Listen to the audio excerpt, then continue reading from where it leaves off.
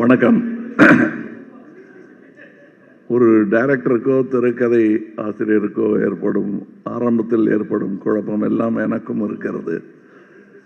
எங்கிருந்து ஆரம்பிக்கிறது? இந்த கதையை நாங்கள் சந்திச்சதை பற்றி ஆரம்பிக்கிறதா, முதல்ல எங்கே பார்த்ததுன்னு நினைக்கிறதா?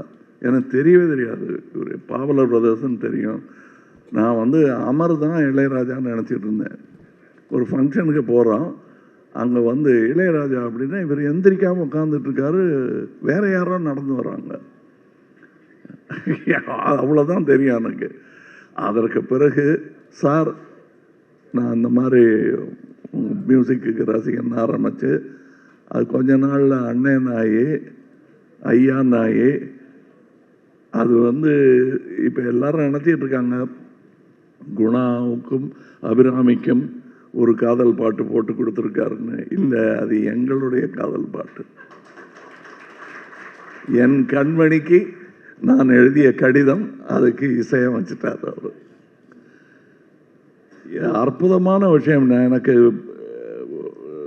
டைரக்டருடைய இதை பார்க்கும்போது பெரிய பிரம்மாண்டமான வேலையும் தான். அந்த இளையராஜா அவர்கள் எனக்கு பாடும்போது ஒரு சந்நியாச மந்திரம் பாட வேண்டிய நேரம் வந்தபோது ஒன்றும் பாடெல்லாம் முயற்சி பண்ணாங்க, விட்டுருங்க அதுவாக வரும் அப்படின்னாரு. பாடலில் ஒரு பெரிய கிளாஸ் அன்னைக்கு எனக்கு கிடைத்தது. அந்த கவனம் பண்ணுறது, எஸ்பிபி குரலில் இருந்தால் நல்லா இருக்குமான்னு ட்ரை பண்ணுறது, அதெல்லாம் பண்ணாதீங்க, உங்களுக்குள்ள ஒன்று இருக்கு, அது கிடைச்சா போதும் அப்படின்னு சொன்னாங்க. அந்த மாதிரி ஈஸியாக இருக்கணுங்கிறது தான் அவரே உங்களுக்கு கொடுக்க போகிறார் அந்த அட்வைஸு. அதை நானும் சொல்லுகிறேன். ஈஸி. நிறையா பேர் அதைத்தான் தனுஷும் சொன்னார், இந்த ப்ரெஷர் 1000 வரும், பட் நீங்கள் எப்படி அவரை பார்க்குறீங்களோ அப்படி எழுதுங்க. ஏன்னா எடுக்கணும்னு எடுத்தால் 8 பார்ட் எடுக்கலாம். ராஜாவை பிடிக்காதவர்கள் எடுத்தால் அது ஒரு படம். ஆனால் எப்படி எடுத்தாலும் அந்த இசை மேதைங்கிறவர் தனித்து நிற்பார். பிடிக்காதவங்க சொன்னால் கூட இதை மறுக்க முடியாதுல்ல. அவர் 6 அடியெல்லாம் கிடையாதுங்கன்னு ஆரம்பிப்பாங்க பிடிக்காதவங்க. ஆமாம், ஆனால் 1 அடி பாட்டு கேட்டால் போதும். அந்த மாதிரி நாங்கள் இப்போ கூட பேசிகிட்டு இருந்தோம். அதில் இப்போ பொறாமை பிடித்தவர்கள், நல்ல வேளை எனக்கு இசையில் புரியும் அவ்வளோதானே தவிர பெரிய பேராசை ஒன்றும் கிடையாது. அதனால் எனக்கு அவர் மேலே பொறாமையே கிடையாது. அவர் செய்கிறதெல்லாம் நானே செஞ்சிட்ட மாதிரி சந்தோஷம் எனக்கு. அதாவது எங்கள் அப்பாவுக்கு பாடவே வராது. சரிகம பதனிசாவை சானிதப்பா மகரிசான் பாடக்கூடிய அளவுக்கு தான் சங்கீதம் தெரியும். ஆனால் ரசிப்பார். அவர் தான் நாங்கள்லாம் பாடணும், இப்படி எனக்கு வரல உனக்கு வரணும், வருது உனக்கு கற்றுக்க அப்படின்னு சொன்ன மாதிரி எங்கள் அப்பாவுடைய நிலையிலிருந்து தான் நான் இவரை பார்க்குறேன். நான் எனக்கு வராதெல்லாம் இவருக்கு வருது. அதைத்தான் பாரதி ராஜா சொன்னார். எப்படி இது அப்படின்னு ஆச்சரியப்பட்டுக்கிட்டே வருடங்கள் கடந்து விட்டன. வெவ்வேறு ஆங்கிள் இருக்குங்க இவரை பற்றி. இவங்க கூட வேலை பார்த்தவங்க சொல்கிற ஒரு கதை, மியூசிஷியன்ஸ் சொல்கிற கதை, இசையெல்லாம் தெரியாமல் வாழ்க்கையில் இளையராஜாவை தன்னுடைய டைரியாக யூஸ் பண்ணுறவங்க சொல்கிற கதை. எனக்கு கல்யாணத்தும் போது இந்த பாட்டு, எனக்கு முதல் குழந்தை பிறந்த போது இந்த பாட்டு அத்தனை பேரும் அதை பேசினாங்க. நான் இப்போ எல்லாரும் சொல்லும்போது இவர் வாழும் காலத்தில் நான் இன்று பிறக்கவே இல்லை என்றாலும் இன்னும் ஒரு 100 வருஷம் கழித்து பிறந்திருந்தாலும் அவர் வாழும் காலத்தில் தான் வாழ்ந்திருப்பேன். ஏன்னா அவருங்கிறது இசைதான் அப்பவும் இருக்கும். அதுக்கு ஒரு உதாரணம் சொல்லணும்னா, நானும் அவரும் ரசிக்கும் ஒரு அமேடியஸ் மோசார்ட் என்ற படத்தில் ஒரு வைவோதிக மியூசிஷியன் ஒருத்தர் இருந்திருப்பார். யாரும் இப்போ அந்த காலத்தில் பெரிய ஆளுங்க அவர் அப்படின்னு சொல்லி அவர் உட்காந்துருப்பார். அவர் மனநிலை சரியில்லாமல் உட்காந்துருப்பார். அவரை பார்க்க ஒருத்தர் போவார், நீங்கள் பெரிய மியூசிஷியன்னு கேள்விப்பட்டேன், நான் பெரிய மியூசிக்கெல்லாம் போட்டிருக்கேங்க, கம்போசர் அப்படின்ட்டு வாசிப்பார்.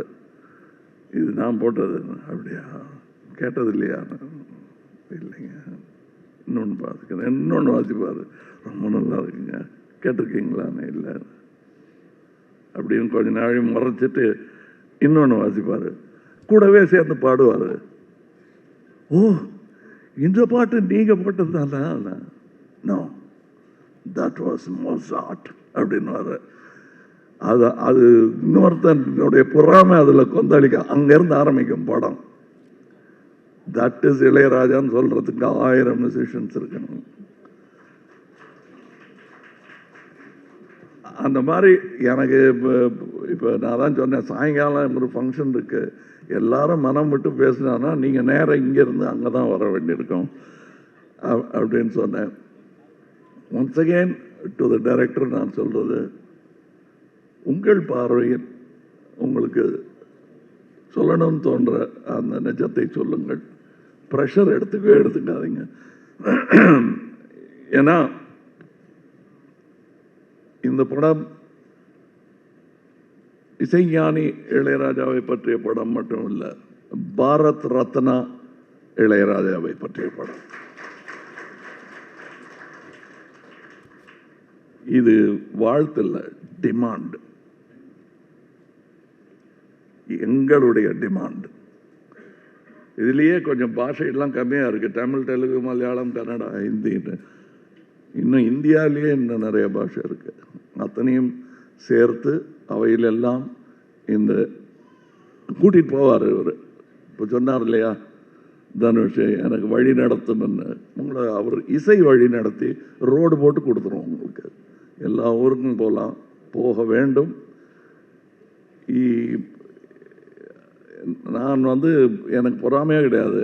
அதான் நான் சொன்னேனே, சார்னு ஆரம்பிச்சு, அண்ணன் ஆரம்பிச்சு, ஐயான்னு ஆரம்பிச்சு, இப்போ வித்தியாசம் இல்லாமல் அவருக்கு பாராட்டு வரும்போதெல்லாம் எனக்கு வருவதாக எனக்கு தோன்றும். அப்படிப்பட்ட ஒரு பாராட்டு விழாவாகத்தான் நான் இதை எடுத்துக்கொள்கிறேன். இதில் இன்னும் நிறையா சொல்வதற்கான விஷயங்கள் எனக்கு இருக்கிறது. ஆனால் இதற்கு பிறகு இசை வெளியீட்டு விழா, பிரீமியர், வெற்றி விழா, நிறைய வாய்ப்புகள் இருக்கிறது. அங்கேயெல்லாம் பேசுவதற்கு நிறைய இருக்கிறது, பேசலாம். வாழ்த்துக்கள், வணக்கம்.